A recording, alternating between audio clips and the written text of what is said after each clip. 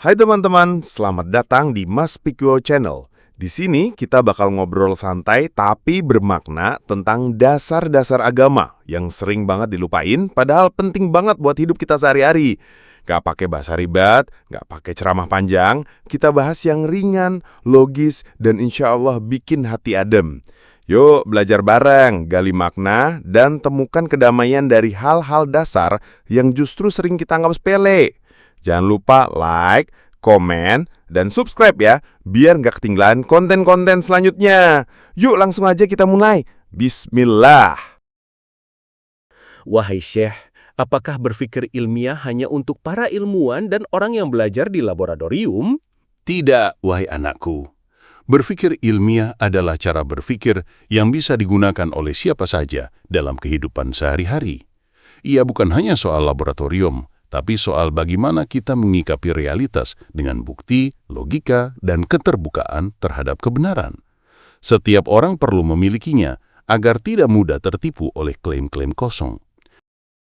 Apa bedanya berpikir ilmiah dengan sekedar percaya? Percaya bisa datang dari banyak hal, tradisi, kebiasaan, atau ucapan orang lain. Tapi berpikir ilmiah menuntut kita untuk bertanya, mengamati, menguji, dan memastikan. Contohnya, kita tidak hanya tahu bahwa air mendidih, tapi kita tahu pada suhu berapa, di tekanan apa, dan mengapa itu terjadi.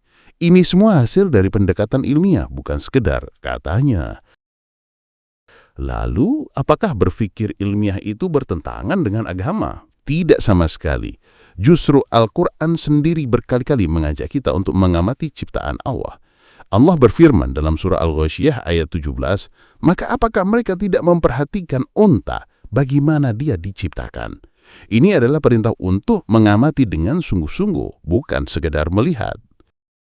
Jadi berpikir ilmiah itu juga bagian dari perintah agama. Ya, ilmu dalam Islam tidak berdiri sendiri. Ia menjadi sarana untuk mengenal kebesaran Allah.